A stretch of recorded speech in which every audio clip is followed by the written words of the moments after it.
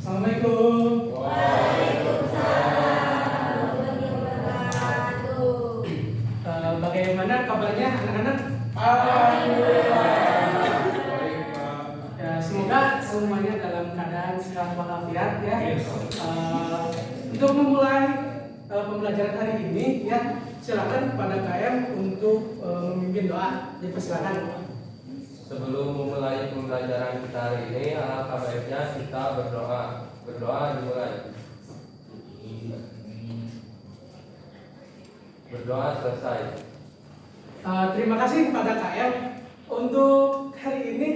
Sebelum mulai pembelajaran, alangkah baiknya kita rapikan dulu kondisi badan kita. So, mulai dari rambut, kursi dirapikan dulu.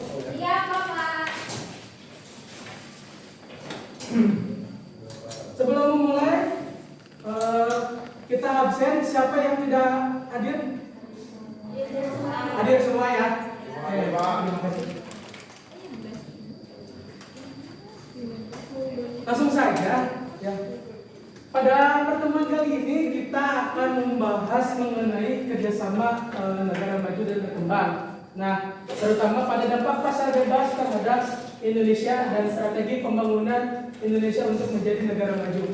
Nah, sebelumnya minggu kemarin kita telah belajar apa? Karakteristik dan persebaran negara maju dan berkembang Indonesia. Ya, minggu kemarin kita belajar tentang karakteristik dan sinkronisasi kerjasama negara maju dan negara berkembang. Kemudian kita bahas dalam konteks pasar bebas. Ya. Untuk hari ini kompetensi dasarnya kita akan menganalisis karakter negara maju dan berkembang dalam konteks pasar bebas. Kemudian nanti di akhir anak-anak saya akan perintahkan untuk membuat makalah. Nah, ketika makalah tersebut selesai, silakan kumpulkan di GC ya. Lanjut. Ini indikator pembelajarannya. Nah, untuk materi pembelajaran hari ini kita akan membahas mengenai pengertian pasar bebas. Apa itu pasar bebas? Kemudian kita membahas mengenai ciri-ciri pasar bebas, fungsi pasar bebas, dampak pasar bebas terhadap Indonesia. Kemudian strategi apa sih untuk pembangunan Indonesia untuk menjadi negara maju? Nah, di sini ada gambar. Silakan ungkapkan pendapat anak-anak. Tentang gambar itu, Pak. Ya, silakan. Pelabuhan yang sudah berkembang dengan pesat. Boleh, lanjut. Yang lain, dia berkaitan dengan pasar bebas ya. Silakan. Ekspor impor. Apalagi? Black market itu. Black market bisa jadi. Batam. Batam itu terkenal dengan apa? Black market tadi kata Abdul. Nah, Batam itu ya setahu Bapak ya memang dekat dengan Singapura ya. Jadi memang kegiatan pelabuhan ini memang sudah berkembang dengan pesat ya, berbeda dengan wilayah yang lain. Selanjutnya, nah, terima kasih atas pendapatnya. Nah, tahukah kalian? Nah, dengan potensi yang dimiliki Indonesia, bukanlah tidak mungkin Indonesia akan menjadi negara maju di dunia. Nah, sumber daya manusia, data pemerintahan, peraturan dan hukum, kondisi sosial politik, dan pertahanan keamanan sangat mempengaruhi untuk tercapainya Indonesia untuk menjadi negara maju. Lanjut. Nah, langsung saja ke materi. Kita lihat apa itu pasar bebas. Nah, pasar bebas merupakan salah satu bentuk pasar yang dimana segala bentuk kebijakan baik harga atau yang dimana atau yang lainnya tidak ada patokan atau paksaan dari pihak lain ataupun pemerintah. Jadi secara tidak langsung pemerintah itu tidak ada hak atau perannya sedikit untuk mempengaruhi pasar bebas. Nah, kesimpulannya pasar bebas merupakan sebuah konsep perekonomian yang berbentuk pasar yang di dalamnya terdapat perdagangan, yang dimana semuanya dilakukan atas kehendak atau keinginan sendiri. Tidak ada yang bisa mengatur dan menentukan baik itu campur tangan pemerintah maupun pihak yang lainnya. Kemudian di sini ada ciri-ciri pasar bebas. Yang pertama, kepemilikan tunggal atau perorangan Di situ dalam kurung non pemerintah. Jadi memang ya benar-benar peran pemerintah itu tidak terlalu besar terhadap segala bentuk alat dan sumber produksi. Kemudian terdapat pembagian kelas atau tahta dalam perekonomian. Di dalam pasar bebas ini terlihat antara mana si kaya dan mana si miskin. Nanti yang kaya apabila proses pasar bebas atau industrinya berjalan dengan baik, maka dia akan semakin kaya. Kemudian yang kelas menengah apabila industrinya tidak berjalan dengan baik, dia akan semakin terpuruk, yang miskin makin miskin, seperti itu. Kemudian ada persaingan untuk memperoleh keuntungan sebanyak-banyaknya, itu selalu terjadi. Jadi dengan pasar bebas, ya dalam kata sebebas-bebasnya. Kemudian campur tangan pemerintah sangat terbatas. Nah, di sini ada fungsi pasar bebas. Nah, pasar bebas bisa memberikan informasi dan juga lebih cepat tentang harga dan juga jumlah permintaan barang. Jadi dengan adanya pasar bebas, mereka yang berkecimpung di pasar bebas tersebut dapat mengetahui persebaran harga atau naik turunnya harga di pasaran. Jadi mereka dapat lebih tahu dulu. Kemudian di pasar bebas dapat memberikan perangsangan pada pengusaha agar dapat mengembangkan usaha mereka. Jadi para pengusaha bisa bebas mengembangkan usaha mereka sendiri. Kemudian pasar bebas juga dapat memberikan perangsangan para pengusaha agar memperoleh keahlian yang lebih modern. Jadi mereka bisa bertukar pendapat, bisa bertukar ilmu dengan para pelaku pasar bebas yang ada di luar negeri. Gitu. Kemudian di pasar bebas juga dapat memberikan juga merangsang penggunaan barang atau faktor produksi dengan cara yang lebih efisien. Kemudian pasar bebas dapat memberikan dengan sepenuhnya kepada masyarakat agar mereka dapat melakukan kegiatan ekonomi, seperti itu. Selanjutnya,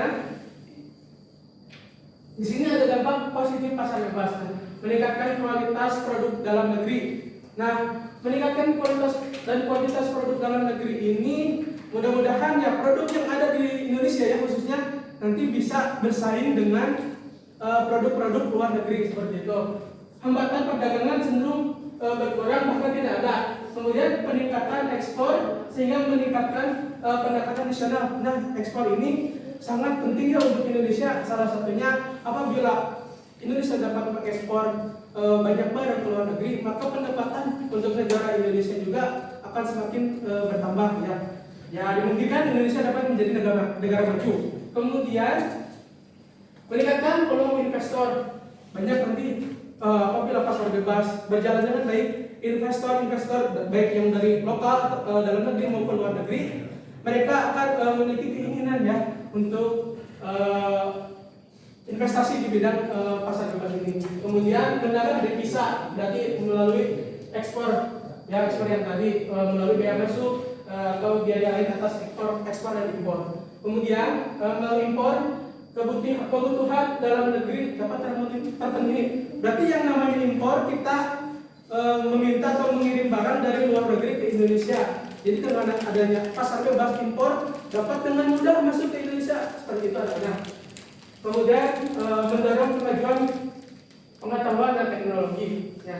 Tidak hanya dalam bentuk modal, kerjasama internasional, juga dalam bentuk transfer ilmu. Jadi para pedagang ya, kita kaitkan dengan para pedagang Indonesia, para pedagang di luar negeri, kita dapat berbagi ilmu bagaimana kita melakukan cara perdagangan yang baik dan benar.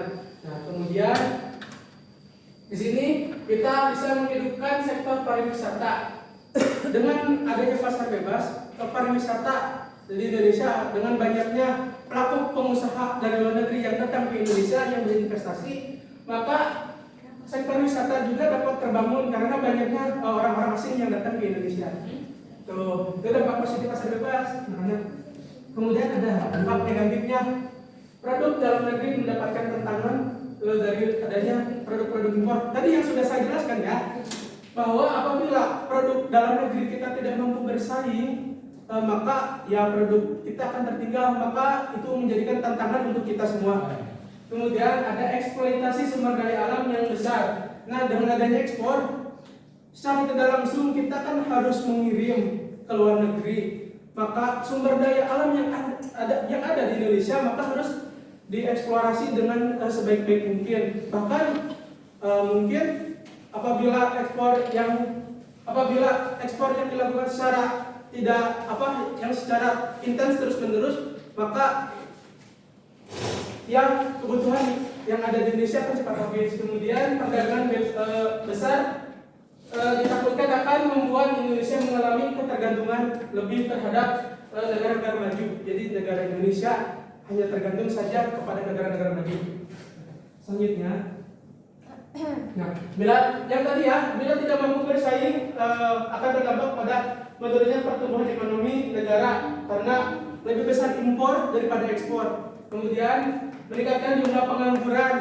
Nah, di sini dalam perdagangan kan tidak hanya barang saja, melainkan sumber daya manusia. Apabila sumber daya manusia di Indonesia tidak produktif, maka kegiatan ekspor impor itu lebih mengutamakan tenaga asing yang lebih produktif, sehingga jumlah pengangguran akan semakin banyak. Nah, di sini bagaimana sih strategi pembangunan Indonesia untuk menjadi negara maju? Di sini ada stabilitas politik dan keamanan. Politik dan keamanan Indonesia stabil, maka ini merupakan salah satu indikator supaya Indonesia dapat menjadi negara maju. Nah, kemudian tata kelola birokrasi yang efektif, ya, tata kelola pemerintahan tentunya. Kemudian pemberantasan korupsi. Sudah tidak asing ya bahwa di Indonesia banyak sekali tindakan korupsi. Nah, apabila korupsi ini nol di Indonesia, maka siapa tahu Indonesia dapat menjadi negara maju ya anak-anak. Kemudian percepatan pemerataan keadilan, pembangunan yang berkelanjutan. Nah, pembangunan yang berkelanjutan ini semoga bisa dirasakan oleh anak cucu kita nanti, tidak hanya dirasakan oleh kita sendiri ya. Kemudian ada peningkatan sumber daya manusia. Kesenjangan antar wilayah harus segera diatasi, karena apabila ada wilayah yang senjang, ya maka kategori negara Indonesia untuk menjadi negara maju itu tidak bisa dicapai. Kemudian percepatan pembangunan kelautan. Sudah kita akui dan kita sadari bahwa Indonesia itu dikelilingi oleh lautan. Apabila pembangunan dari segi kelautan, maka Indonesia dapat saja menjadi negara maju. Nah, apabila semua aspek ini terpenuhi, insya Allah ya anak-anak, Indonesia akan menjadi negara maju. Mari kita aminkan bersama-sama. Amin. Amin Pak. Amin. Nah, di sini ada zona perdagangan bebas internasional yang telah berjalan di dunia antara lain. Di sini ada Uni Eropa secara resmi beroperasi sejak tanggal 1 Januari. Kemudian ada Asosiasi Perdagangan Bebas atau EFTA. Kemudian ada NAFTA, North American Free Trade Agreement. Kemudian ada AFTA, ASEAN Free Trade Asia Area. Kemudian ada ACTA, ASEAN China Free Trade Area. Nah, itu saja dari materi dari saya. Mari kita bermain untuk mengakhiri kegiatan materi hari ini. Main keluar Pak. Main, Bapak udah nyiapin ini. Waduh. Nanti silakan teman-teman, anak-anak, ke depan cari kata yang berhubungan dengan pasar bebas. Nah, kerjasama negara maju dan berkembang. Nah, nanti teman anak-anak bisa carinya dalam bentuk ke atas, ke bawah, kata yang dibalik diagonal ya. Silakan. Di sini ada 12 kata. Nah, kata-katanya ini nanti silakan bagi, ada 12. Silakan maju ke depan, nanti apabila sudah menemukan akan kasih saya hadiah. Kan saya kasih hadiah. So, silakan ke depan. Saya Pak. Kalau udah menemukan coret dulu. Bentar dulu. Bentar. Yuk.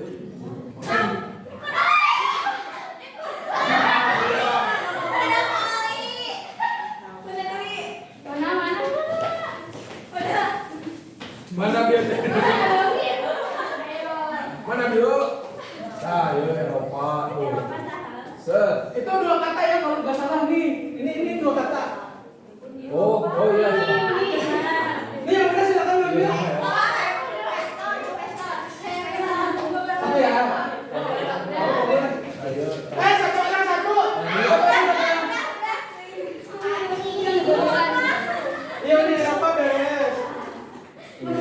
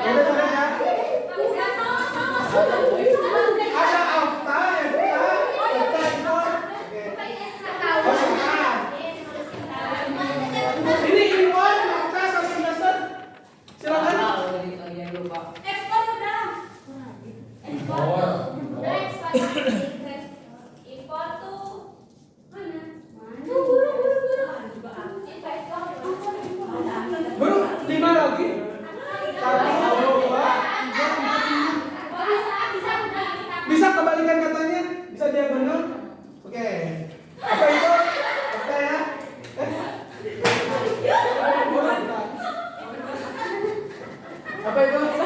Dua boleh. Sok dua lagi. Dua lagi ayo.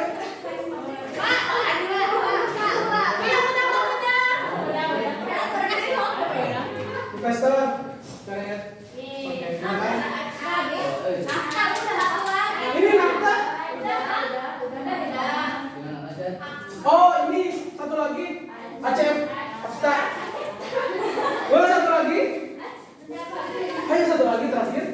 Bentar, kami kirim lah. Jangan dipikirin tapi dicari. Silakan.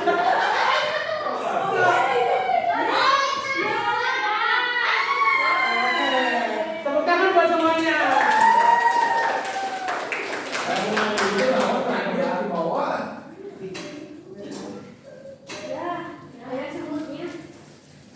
Ya benar ngomong ya.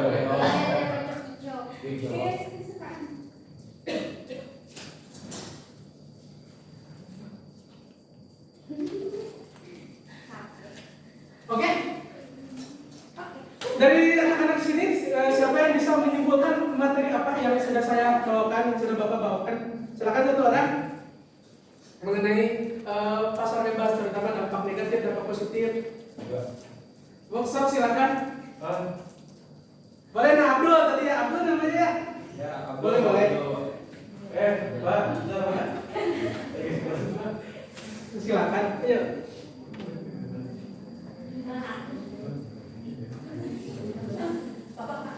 Masuk silakan. Nanya Pak ya. Tadi Abdul nggak bisa ya? Nggak apa-apa, nggak apa-apa. Saya kasih kesempatan dulu, Pak. Bisa. Udah dapat kopi-kopi di saya. Silakan. Kalau menyimpulkan tadi itu tentang pasar bebas yang akan disajikan gambar ya, itu kan pasar bebas. Nah, ada karakteristik pasar bebas dan pembangunannya gitu. Terus negara berkembang, negara maju kan tadi Indonesia masih negara berkembang, semoga menjadi negara maju. Amin. Oke, terima kasih. Oke, untuk mengakhiri ya, terima kasih partisipasi aktif dari anak-anak. Semoga di pertemuan selanjutnya kita akan membahas ya. Semoga teman-teman anak-anak ya bisa dalam keadaan sehat ya. Untuk mengakhiri pembelajaran hari ini, silakan KM untuk membaca doa penutup ya. Silakan memimpin. Sebelum mengakhiri pembelajaran, alangkah baiknya kita membaca hamdalah untuk sama-sama. Alhamdulillah ya. Terima kasih partisipasi aktif dari anak-anak semua. Sekian dari Bapak ya. Semoga kita bertemu lagi minggu depan dalam keadaan sehat walafiat. Akhir kata, wassalamualaikum warahmatullahi wabarakatuh.